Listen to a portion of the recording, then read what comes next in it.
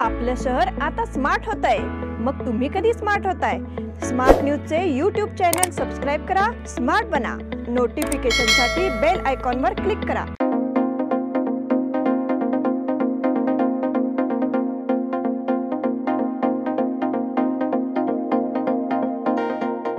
नमस्कार, मी श्वेता अंगले स्मार्ट न्यूजच्या आजच्या बुलेटिन मध्ये आपल्या सगळ्यांचं स्वागत करते। आता एक नजर टाकूयात आजच्या ठळक घडामोडींवर। आता लोकसभा निवडणुकीच्या मुहूर्ताची तयारी। ममता बॅनर्जींकडून इंडिया आघाडीला मोठा धक्का। हनुमान नगर येथील शाळेमध्ये स्मार्ट क्लास उपक्रमाचा प्रारंभ। जिल्हा प्रशासनातर्फे शुक्रवारी प्रजासत्ताक दिन। येत्या 18 फेब्रुवारी रोजी 5वे बेळगाव मराठी साहित्य संमेलन। मारुती गल्ली येथे दुकानाला आग। चार्टर्ड अकाउंट संस्थेतर्फे स्टार्टअप संवाद कार्यक्रम संपन्न। एपीएमसी मध्ये दिवसा ढवळ्यात 2 लाखांची चोरी। जखमी नागावर यशस्वी शस्त्रक्रिया। लिंगायत महिला संमेलन शनिवारपासून। या सगळ्या ऑफर्स मध्ये बेस्ट प्राइस भेटणार याची काय गॅरंटी? सगळेच गायब। म्हणूनच बीएससी देते लोवेस्ट प्राइस गॅरंटी। जर तुम्ही आमच्यापेक्षा कमी किमतीत सेम कपडे बाहेर कुठेही खरेदी केलात तर खरेदी केलेल्या किमतीच्या फरकाच्या दुप्पट रक्कम आमच्याकडून मिळवा। बीएससी द टेक्सटाईल मॉल मधून आताच खरेदी करा तुमची आवडती sari, ladies wear, men's wear, kids wear, तेही सर्वात कमी किमतीत। BSC the textile mall, Tilakwadi, Belagavi. आता पाहूया सविस्तर बातम्या। देशामध्ये लोकसभा निवडणूक याच वर्षी होणार आहे। इंडिया आघाडी आणि भाजपा असा सामना रंगणार आहे। या निवडणुकीची जय्यत तयारी सगळ्यांकडूनच सुरू आहे। अशात 16 एप्रिल या दिवशी निवडणुका होणार का असा प्रश्न उपस्थित होतो आहे। कारण सध्या निवडणूक आयोगाचं एक पत्र व्हायरल झालं होतं। या पत्रामध्ये 16 एप्रिल 2024 या दिवशी लोकसभा निवडणुका घेतल्या जातील असं म्हटलं गेलं आहे। निवडणूक आयोगाचं हे पत्र सोशल मीडियावर व्हायरल झालं आहे। दुसरीकडे निवडणूक आयोगाच्या अधिकाऱ्यांनी हा दावा मात्र फेटाळला आहे। निवडणूक आयोगाच्या तयारीसाठी ही तात्पुरती तारीख आहे। निवडणुकीची सुरुवातीची तारीख आणि अंतिम तारीख यांचा आराखडा ठरवण्यासाठी 16 एप्रिल ही तारीख ठरवण्यात आल्याचं सांगण्यात आलं आहे। निवडणूक 16 एप्रिलला होणार याच्या चर्चा सुरू झाल्यानंतर निवडणूक आयोगाच्या सीईओनी ही पोस्ट केली आहे। पत्रात देण्यात आलेली तारीख संदर्भासाठी आहे, बाकी काहीही नाही असे त्यांनी स्पष्ट केलं आहे। ममता बॅनर्जींकडून इंडिया आघाडीला मोठा धक्का। लोकसभा निवडणुकीआधी विरोधकांच्या इंडिया आघाडीला मोठा धक्का बसला आहे। पश्चिम बंगालच्या मुख्यमंत्री ममता बॅनर्जी यांनी एकला चलो रे ची भूमिका जाहीर केली आहे। तृणमूल काँग्रेस पश्चिम बंगालमध्ये एकट्याने निवडणुका लढणार असल्याचं ममता बॅनर्जींनी घोषित केलं आहे। माझी काँग्रेस पक्षाशी कुठल्याही प्रकारे चर्चा झाली नाही। बंगालमध्ये आम्ही एकटेच लोकसभा निवडणूक लढू असं मी नेहमीच सांगितलं होतं। देशात काय होईल याची काळजी मी करत नाही, पण आमचा पक्ष धर्मनिरपेक्ष आहे। बंगालमध्ये आम्ही एकटे लढू आणि भाजपाचा पराभव करू असं ममता बॅनर्जींनी म्हटलंय। काँग्रेस नेते राहुल गांधी यांची भारत जोडो न्याय यात्रा पश्चिम बंगालमधून जाणार आहे। यावर बोलताना ममता बॅनर्जी म्हणाल्या, मी इंडिया आघाडीची एक सदस्य आहे। राहुल गांधींनी न्याय यात्रा आमच्या राज्यातून जाणार आहे, पण याबद्दल आम्हाला कुठल्याही प्रकारची कल्पना देण्यात आली नाही असे त्यांनी सांगितले। हनुमान नगर येथील शाळेमध्ये स्मार्ट क्लास उपक्रमाचा प्रारंभ। नवीन तंत्रज्ञान आणि वापरामुळे विद्यार्थ्यांची शैक्षणिक पातळी वाढण्यास मदत होईल असे प्रतिपादन राज्यसभा खासदार इरान्ना कडाडी यांनी केले आहे। मंगळवारी येथील हनुमान नगर मधील सरकारी प्राथमिक कन्नड शाळेमध्ये स्मार्ट क्लास प्रकल्पाचा प्रारंभ कडाडी यांच्या हस्ते झाला। यावेळी माजी आमदार अनिल बेनके, डॉक्टर रवी पाटील, नगरसेवक संदीप जिरम्याल, शहर गट शिक्षणाधिकारी प्रभावती हिरेमठ, मुरुगेंद्र गौडा पाटील आदी उपस्थित होते। जिल्हा प्रशासनातर्फे शुक्रवारी प्रजासत्ताक दिन। जिल्हा प्रशासनातर्फे शुक्रवार दिनांक 26 रोजी सकाळी 9 वाजता जिल्हा क्रीडांगणावर प्रजासत्ताक दिन सोहळ्याचे आयोजन करण्यात आले आहे। जिल्हाधिकारी नितेश पाटील अध्यक्षस्थानी असतील। महिला व बाल विकास मंत्री लक्ष्मी हेब्बाळकर, सरकारचे मुख्य प्रतोद अशोक पट्टण, कर्नाटक सरकारचे दिल्लीतील विशेष प्रतिनिधी प्रकाश हुक्केरी सन्माननीय अतिथी असतील। तसेच क्रांतीवीर संगोळी रायण्णा यांच्या हौतात्म्य दिनाच्या स्मरणार्थ कुमार गंधर्व रंगमंदिरात सायंकाळी 5 वाजता कार्यक्रम होणार असल्याचे जिल्हाधिकारी पाटील यांनी प्रसिद्धी पत्रकाद्वारे कळवले आहे।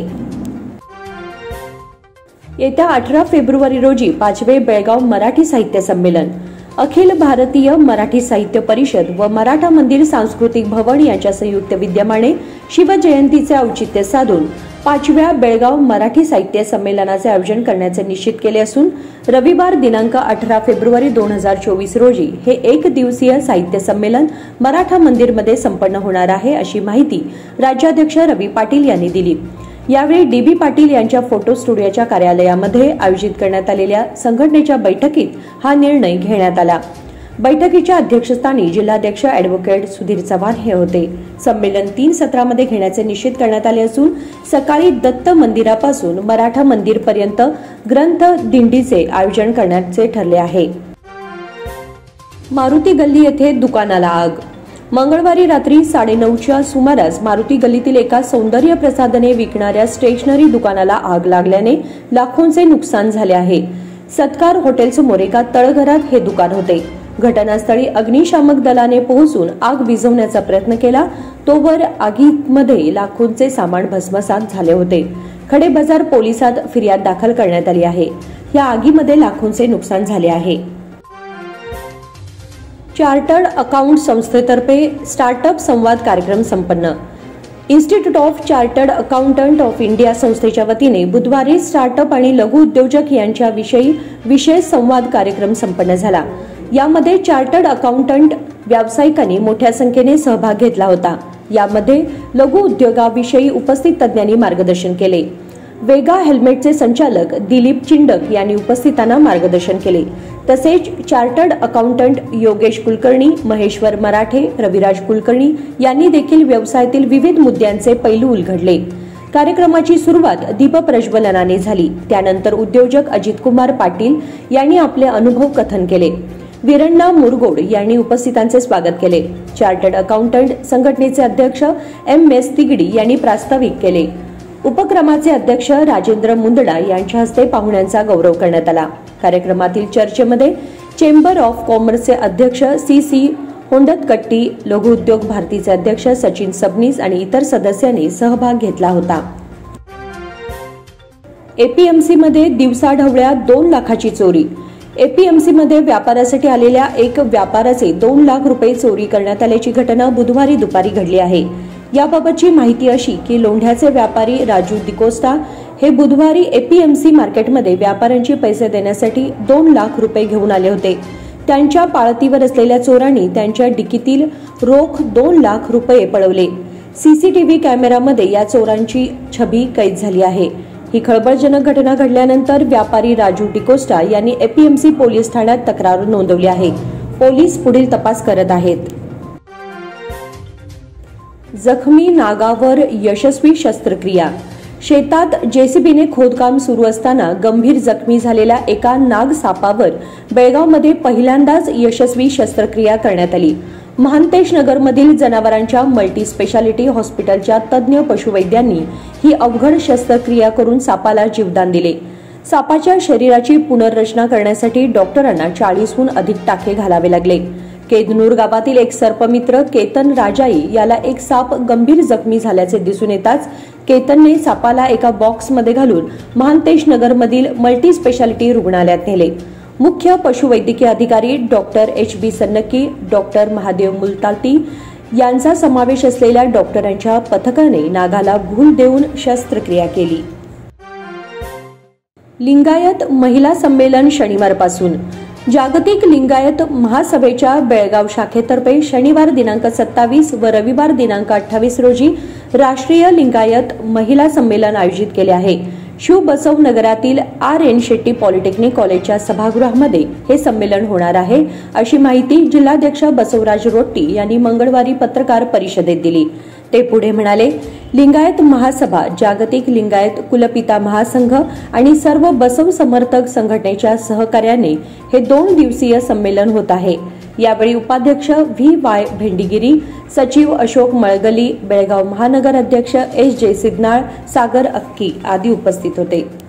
बातमीपत्रामध्ये वेळ झाली एक छोट्याशा विरामाची। कुठेही जाऊ नका, पाहत राहा स्मार्ट न्यूज। आपल्या लाडक्या मुलामुलीच्या लग्नाचा प्रश्न सोडवायचा आहे, एखाद्या चांगल्या मार्गदर्शक संस्थेचा शोध घ्यायचा आहे, मग आपला शोध इथेच थांबतो आहे.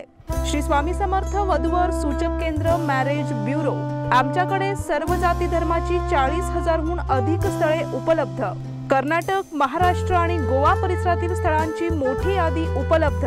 आमचा पत्ता आहे श्री स्वामी समर्थ मॅरेज ब्युरो, शुक्रवार पेठ, टिळकवाडी, हॉटेल नियाजच्या शेजारी. संपर्क 9741436770 किंवा 9741625533. Biggest festive offers, buy one get one. In सभी ऑफर्स में बेस्ट प्राइस मिलेगी, इसकी क्या गारंटी? सब गायब, इसीलिए बीएससी देता है लोएस्ट प्राइस गारंटी. अगर आप हमसे कम दाम में सेम कपड़ा कहीं और से खरीदते हैं तो खरीदी हुई कीमत के फर्क की दुगनी धनराशि हमसे पाइए. बीएससी द टेक्सटाइल मॉल से खरीदिए अपनी पसंदीदा sari, ladies wear, men's wear, kids wear और यहाँ तक की होम फर्निशिंग भी, और वो भी सबसे कम कीमत में. BSC the textile mall, Tilakwadi, Belagavi.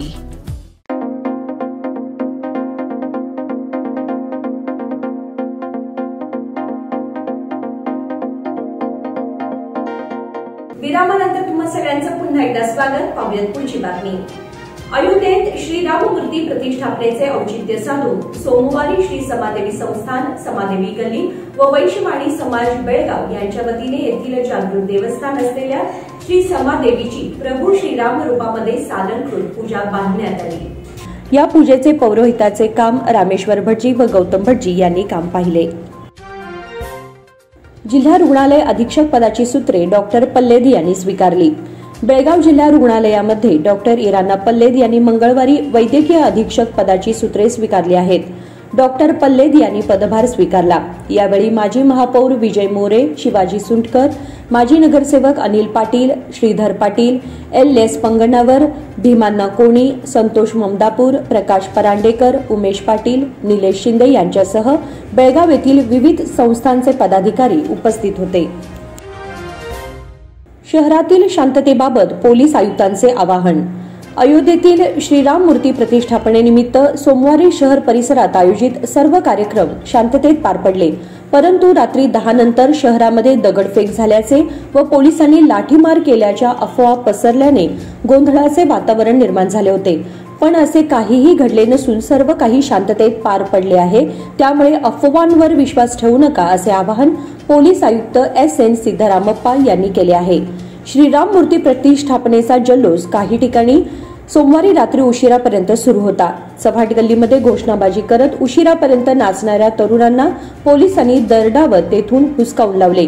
काही तरुण दुचाकीवरून घोषणा देत दरबार गल्ली, कोतवाल गल्ली, फोर्ट रोड परिसरामध्ये फिरले.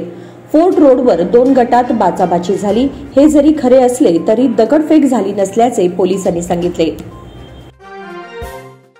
चिन्मय मिशनतर्फे उद्यापासून भगवद्गीतेवर प्रवचनमाला. चिन्मय मिशन सेवा ट्रस्टतर्फे येत्या दिनांक 25 ते 31 जानेवारीपर्यंत भगवद्गीता या विषयावर प्रवचनमाला होणार आहे. मिशनचे दक्षिण आफ्रिकेतील स्वामी अभेदानंदजी महाराज मार्गदर्शन करणार आहेत. गोगटे वाणिज्य महाविद्यालयाच्या KK वेणुगोपाल सभागृहामध्ये सायंकाळी 6 ते 7:30 या वेळेमध्ये प्रवचनमाला होईल. याचा भाविकांनी लाभ घ्यावा असे आवाहन करण्यात आले आहे. स्वामी अभेदानंदजी महाराज यांना बालपणापासूनच अध्यात्माची आवड आहे. आपले गुरु स्वामी चिन्मयानंद यांच्या आध्यात्मिक पुस्तकांचे वाचन, प्रवचने श्रवण करून अध्यात्मातील ज्ञान वाढवले. 1993 मध्ये वेदांत शिक्षणाला सुरुवात झाली. त्यानंतर त्यांनी 2005 मध्ये दीक्षा घेतली. संस्कृत श्लोक, मंत्र अत्यंत सोप्या भाषेमध्ये समजावून देणे ही त्यांच्या प्रवचनाची खासियत आहे. शिवाजी कॉलनी येथे रांगोळी स्पर्धेचे बक्षीस वितरण. रांगोळी स्पर्धा आयोजनाचा शिवाजी कॉलनी नागरिकांचा उपक्रम स्तुत्य आहे असे मत कवी, निवृत्त शिक्षक YP नाईक यांनी व्यक्त केले. टिळकवाडी येथील शिवाजी कॉलनी येथे रांगोळी स्पर्धांच्या बक्षीस समारंभात त्यांनी आपले विचार व्यक्त केले. यावेळी श्रीकांत फगरे, नगरसेवक आनंद चव्हाण, नंदू मिरजकर, उद्योजक महेश फगरे, यशोधन जैन, सागर भोसले, पवन कांबळे, संतोष दळवी, मनोज खांडेकर, मोहन पोटजाळे, प्रणय शेट्टी, किशोर पोटजाळे, प्रशांत पवार, विक्रम कदम, नितीन गोडसे, स्वप्नील पाटील, विनायक धामणेकर, शिरीष चौगुले यांच्या हस्ते बक्षिसांचे वितरण करण्यात आले. सुभाषचंद्र नगरात सुभाषचंद्र बोस जयंती साजरी. सुभाषचंद्र नगर येथील आझाद हिंद उद्यानातील समुदाय भवनामध्ये सुभाषचंद्र बोस जयंती मंगळवारी उत्साहाने साजरी करण्यात आली. संघटनेचे उपाध्यक्ष राजेश तेंडुलकर यांनी उपस्थितांचे स्वागत केले. माजी अध्यक्ष रमेश गागोडकर यांच्या हस्ते सुभाषचंद्र यांच्या प्रतिमेचे पूजन करण्यात आले. सचिव गजानन राणे यांनी सुभाषचंद्र बोस यांच्या जीवन कार्याबद्दलची माहिती सांगितली. सहसचिव सतीश चिरमुरे यांनी उपस्थितांचे आभार मानले. मोबाईल लुटणाऱ्या दोघांना अटक. श्रीराम प्रतिष्ठापनेनिमित्त आयोजित कार्यक्रम संपूर्ण घरी जाणाऱ्याला अडवून मोबाईल हिसकावून घेणाऱ्या दोघांना पोलिसांनी मंगळवारी अटक केली. महबूब मोहम्मद गौस कुडची व मोहम्मद कैफ मोहम्मद गौस पठाण अशी संशयितांची नावे आहेत. याबाबत पोलिसांनी दिलेली अधिक माहिती अशी की सोमवारी रात्री भरत धनराज प्रजापती हे सोमवारी शहरातील ठिकठिकाणचे कार्यक्रम पाहून चालत घरी निघाले होते. फुलबाग गल्लीजवळील कर्नाटक चौकातून जाताना दोघा अनोळखींनी त्यांना अडवले. त्यांना शिवीगाळ करत ओप्पो कंपनीचा 5,000 रुपये किमतीचा मोबाईल काढून घेतला. या प्रकरणी प्रजापती यांनी मार्केट पोलिसात फिर्याद दिली होती. पोलीस भरतीसाठी रविवारी लेखी परीक्षा. जिल्हा सशस्त्र दलातील पोलीस कॉन्स्टेबल भरतीसाठी रविवार दिनांक 28 रोजी लेखी परीक्षा होणार आहे. या दिवशी राज्यभरात सकाळी 11 ते 12:30 या वेळेत परीक्षा होणार असल्याचे पत्रक पोलीस आयुक्तालय व जिल्हा पोलीस मुख्यालयाने प्रसिद्धीस दिले आहे. परीक्षेसाठी ड्रेस कोड लागू केला असून त्यानुसारच उमेदवारांनी पेहराव करावा. पुरुष व तृतीयपंथीय उमेदवार परीक्षा देत असतील तर त्यांनी हाफ शर्ट परिधान करणे बंधनकारक आहे. परीक्षा केंद्रात बूट घालण्यावर निर्बंध असून साधे चप्पल व स्लीपर घालून प्रवेश दिला जाणार आहे. येळ्ळूर साहित्य संघातर्फे विद्यार्थ्यांना आवाहन. येळ्ळूर ग्रामीण मराठी साहित्य संघातर्फे शहरासह तालुक्यातील 10वी गुणवंतांना नाव नोंदणी करण्याचे आवाहन करण्यात आले आहे. 10वी परीक्षेत मराठीत प्रथम आलेल्या विद्यार्थ्याला रोख रक्कम व स्मृतिचषक देण्यात येते. तसेच येळ्ळूरमधील श्री शिवाजी विद्यालय केंद्रात पहिले 3 क्रमांक मिळवणाऱ्या विद्यार्थ्यांसह या केंद्रात मराठीत पहिले 3 क्रमांक मिळवणाऱ्यांना प्राध्यापक वायन मेनसे व किरण धामणेकर यांच्याकडून बक्षिसे देण्यात येतात. विद्यार्थ्यांनी गुणपत्रिकेच्या झेरॉक्स प्रती संबंधित शाळेच्या मुख्याध्यापकाची सही व शिक्क्यासह शिवाजी विद्यालयाचे मुख्याध्यापक M.B. बाचीकर यांच्याकडे बुधवार दिनांक 31 पर्यंत जमा करावीत असे आवाहन करण्यात आले आहे. अनगोळमध्ये विहिरीत बुडून बालकाचा मृत्यू. सोमवारी रामलल्ला उत्सव साजरा होत असताना कुरबर गल्ली अनगोळ येथे भजन कार्यक्रम ठेवण्यात आला होता. बाजूलाच काही मुले लपंडाव खेळत होती. त्यापैकी 2 बालकांना बाजूला असलेल्या उघड्या विहिरीचा अंदाज न आल्याने ते 40 फूट विहिरीत बुडाले. त्यात एकाचा मृत्यू झाला तर दुसरा बालक पाण्यात पडल्यानंतर लगेचच त्याच्या हाती पाईप लागल्याने तो वाचला. सोमवारी रात्री 9च्या सुमारास ही घटना घडली. अरव किरण शार बिद्रे वय 11 असे मृत बालकाचे नाव आहे तर सोहम परशुराम सुतार हा आश्चर्यकारकरित्या बचावला आहे. जिल्ह्यात एकूण 40.37 लाख मतदार. केंद्रीय निवडणूक आयोग राज्याच्या मुख्य निवडणूक आयोगाच्या निर्देशानुसार फोटो आणि नावे असलेली अंतिम मतदार यादी सोमवारी प्रसिद्ध करण्यात आली आहे, अशी माहिती जिल्हाधिकारी नितीश पाटील यांनी एका प्रसिद्धीपत्राद्वारे दिली आहे. जिल्ह्यातील 18 विधानसभा मतदारसंघात एकूण 4,524 मतदान केंद्र आहेत. शहरी भागात 1,324 तर ग्रामीण भागात 3,200 मतदान केंद्र आहेत. 10वीच्या सराव परीक्षेला प्रारंभ. 10वीची पहिली सराव परीक्षा सोमवार दिनांक 22 पासून सुरू झाली आहे. दिनांक 31 पर्यंत ही परीक्षा होणार आहे. दिनांक 25 मार्च पासून 10वीची वार्षिक परीक्षा होणार आहे. यावर्षी जिल्ह्याच्या सर्वाधिक निकाल लागावा यासाठी संबंधित गट शिक्षण अधिकाऱ्यांकडून मुख्याध्यापकांना मार्गदर्शन केले आहे. पहिली सराव परीक्षा पूर्ण होताच सर्व विषयांच्या कार्यशाळा होणार असून पासिंग पॅकेज आणि स्कोरिंग पॅकेज संदर्भात गंभीर चर्चा करण्यात येणार आहे. गेल्या वर्षी 10वी विद्यार्थ्यांचा निकाल चांगला लागावा यासाठी बेळगाव शैक्षणिक जिल्ह्याकडून प्रयत्न करण्यात आले होते. यावर्षी राज्यात होणाऱ्या वार्षिक परीक्षेत जिल्ह्यातील विद्यार्थी पहिल्या प्रयत्नात विद्यार्थी यशस्वी व्हावेत यासाठी प्रयत्न करण्यात येत आहे. बेळगाव अयोध्या खास रेल्वे फेब्रुवारीत. बेळगावातील राम भक्तांना अयोध्याला जाता यावे यासाठी खास रेल्वे शनिवार दिनांक 17 फेब्रुवारी रोजी धावणार आहे. बेळगाव ते अयोध्या 2472 किलोमीटर प्रवास 48 तासात ही रेल्वे पूर्ण करेल. या रेल्वेमधून बेळगावहून 1500 प्रवासी अयोध्येला जाऊ शकतील. शनिवार दिनांक 17 फेब्रुवारी रोजी सकाळी 10:35 रेल्वे बेळगावहून अयोध्येला रवाना होईल. सोमवार दिनांक 19 रोजी सकाळी ती पोहोचेल. मंगळवार दिनांक 20 फेब्रुवारी रोजी ती सायंकाळी 7:55 सुटणार असून बेळगावला गुरुवार दिनांक 21 रोजी सायंकाळी 4:45 पोहोचेल. अयोध्या रेल्वे स्थानकाचा विकास केला असून एकाच वेळी 50,000 प्रवासी उतरण्याची सोय करण्यात आली आहे. सीटू तर्फे खासदारांच्या कार्यालयावर भव्य मोर्चा. खासगीकरणामुळे सामान्य जनतेचे जीवन कष्टाचे बनले आहे. या संकटाचे निवारण करण्यासाठी खासगीकरणाचा प्रयोग थांबवावा ही जोरदार मागणी सीटू प्रणित कामगार संघटनेच्या वतीने करण्यात आली आहे. मंगळवारी खासदार मंगला अंगडी यांच्या काडा येथील कार्यालयासमोर जोरदार आंदोलन छेडण्यात आले. तसेच निर्देशने करण्यात आली. सरकार उद्योजकाचे खासगीकरण बंद करा या मागण्यांसाठी सीटूच्या नेतृत्वाखाली खासदारांच्या कार्यालयांवर धडक हे राज्यव्यापी 3 दिवसीय आंदोलन पुकारण्यात आले आहे. त्याचाच एक भाग म्हणून आशा सेविका, अंगणवाडी कार्यकर्ता, माध्यान्ह आहार, ग्रामपंचायत कर्मचारी संघटनेच्या सहभागाने बेळगावात आंदोलन करण्यात आले. सीटूच्या नेतृत्वाखाली एकत्र येऊन जोरदार घोषणाबाजी करून शासनाविरोधात रोष व्यक्त केला. हिंदू हृदय सम्राट बाळासाहेब ठाकरे जयंती साजरी. शिवसेना मध्यवर्ती कार्यालय रामलिंगखिंड गल्ली इथे हिंदू हृदय सम्राट माननीय बाळासाहेब ठाकरे जयंती साजरी करण्यात आली.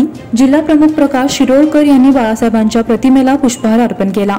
आज बाळासाहेबांचा जन्मदिवस आहे. योगायोगने काल अयोध्येत प्रभू श्री राम मूर्ती प्राणप्रतिष्ठा झाली आणि बाळासाहेबांचा एक संकल्प पूर्ण झाला. पण त्याच बेळगावसह संयुक्त महाराष्ट्राचं स्वप्न अजून अपुरं आहे. त्यासाठी भविष्यात एकत्रितपणे लढू असे मनोगत युवा नेते शुभम शिकळे यांनी व्यक्त केले. नगरसेवक शिवाजी मंडोळकर यांनी सुद्धा अभिवादन करत मनोगत व्यक्त केले. तसेच माधवा रोड क्रॉस 3 इथे बाळासाहेबांच्या जन्मदिनाच्या अनुषंगाने आरोग्य आणि नेत्र तपासणी शिबिराचे आयोजन करण्यात आले. बाळासाहेबांच्या प्रतिमेला पुष्पहार अर्पण करून कार्यक्रमाची सुरुवात झाली. शिबिरासाठी मुंबईहून आलेल्या डॉक्टरांनी शिबिराची माहिती दिली. शहाजी पाटील यांचे निधन. कुर्ली येथील रहिवासी आणि गॅरेज व्यावसायिक शहाजी गोविंद पाटील वय 45 यांचे मंगळवार दिनांक 23 रोजी निधन झाले. त्यांच्या पश्चात पत्नी, मुलगा, मुलगी असा परिवार आहे. अशोकजी कुलकर्णी यांचे निधन. गोकाक येथील रहिवासी आणि निवृत्त BSNL कर्मचारी अशोकजी कुलकर्णी वय 80 यांचे दिनांक 22 रोजी अल्पशा आजाराने निधन झाले. त्यांच्या पश्चात 2 मुले, सुना, 3 मुली, जावई, नातवंड असा परिवार आहे. ॲडव्होकेट बालचंद्रराव काळे यांचे निधन. मूळचे बेळगावचे व सध्या बेंगलोर येथील रहिवासी ॲडव्होकेट बालचंद्रराव काळे वय 89 यांचे शुक्रवार रोजी वृद्धापकाळाने निधन झाले. त्यांच्या पश्चात 2 मुले, सुना, 1 मुलगी, जावई, नातवंडे असा परिवार आहे. बालचंद्रराव काळे हे सुप्रसिद्ध वकील होते. मराठा विद्या प्रसारक मंडळाचे त्यांनी अध्यक्षपद भूषवले असून ते धारवाड येथील कर्नाटक विद्यापीठाचे सदस्य होते. रोटरी क्लबचे माजी अध्यक्ष दिनेश काळे यांचे ते वडील होत. मुंबई इंडियन्स समोर सलामीला दिल्ली कॅपिटल्सचे आव्हान.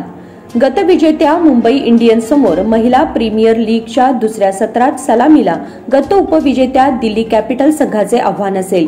23 फेब्रुवारीला पहिला सामना बंगळुरूमधील KM चिन्नास्वामी स्टेडियमवर रंगणार आहे.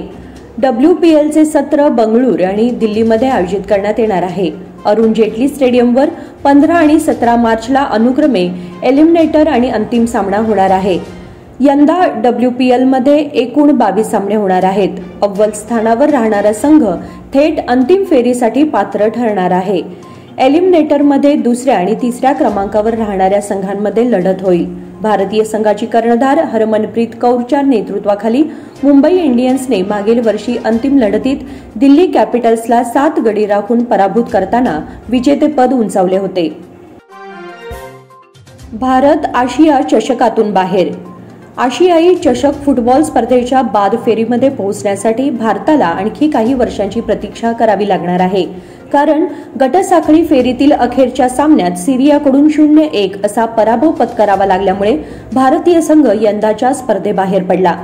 पर्यायी खेळाडू उमर खरिबीन याने 76व्या मिनिटाला गोल करत सिरियाला बाद फेरीच्या शर्यतीत कायम ठेवले. भारत 4 संघांच्या गट B मध्ये 3 सामने गमावून आणि एकही गोल न करता अखेरच्या स्थानावर राहिला. जादुई कर्णधार सुनील छेत्री याचा अखेरचा आशियाई चषक होता. याआधी तो 2011-2019 मध्ये या स्पर्धेत खेळला आहे. छेत्रीने दोन्ही वेळा 2-2 गोल केले होते. भारत याआधी 1984, 2011 आणि 2019 मध्ये बाद फेरीमध्ये स्थान मिळवू शकलेला नाही. भारत 1964 मध्ये उपविजेता राहिला होता, तेव्हा केवळ 4 संघ या स्पर्धेमध्ये सहभागी झाले होते. श्रेयस जखमी, डाव्या मनगटावर आदळला चेंडू. पहिल्या कसोटीपूर्वीच टीम इंडियाला मोठा धक्का बसला. मंगळवारी सराव सत्रादरम्यान नेट्समध्ये फलंदाजी करताना श्रेयस अय्यरच्या उजव्या हाताला दुखापत झाली. श्रेयसच्या डाव्या मनगटावर चेंडू लागला. थ्रो डाऊनने टाकलेला चेंडू त्याच्या मनगटावर जोरात लागला. तो वेदनेने ओरडताना दिसला. वैद्यकीय पथकाची दमछाक झाली. एक चेंडू खेळल्यानंतर श्रेयस मैदानातून बाहेर आला. वैद्यकीय चमूने श्रेयसच्या डाव्या मनगटावर आईस पॅक ठेवला. अय्यर मधल्या फळीचा महत्वाचा भाग आहे. विराट कोहलीही पहिल्या 2 कसोटींसाठी उपलब्ध नाही. वैयक्तिक कारणामुळे पहिल्या 2 सामन्यांमधून त्याने नाव मागे घेतले. त्यामुळे मधल्या फळीची जबाबदारी अय्यर आणि लोकेश राहुलवर असेल. सात्विक चिराग पुन्हा नंबर 1. मागील 2 आठवड्यांपासून शानदार कामगिरी करणारे भारताचे सात्विक साईराज रंकीरेड्डी आणि चिराग शेट्टी यांनी मंगळवारी BWF पुरुष दुहेरी बॅडमिंटन क्रमवारीमध्ये पुन्हा अव्वल स्थान पटकावले. आशियाई विजेत्या जोडीने मलेशिया ओपन सुपर 1000 आणि इंडिया ओपन सुपर 750 स्पर्धेत उपविजेतेपद मिळवले. मागील 2 वर्षात हांगझोऊ आशियाई स्पर्धेत ऐतिहासिक सुवर्णपदक जिंकल्यानंतर त्यांनी पहिल्यांदा अव्वल क्रमांकावर झेप घेतली होती. आणि याचबरोबर स्मार्ट न्यूजचे आजचे बुलेटिन इथे संपते. धन्यवाद.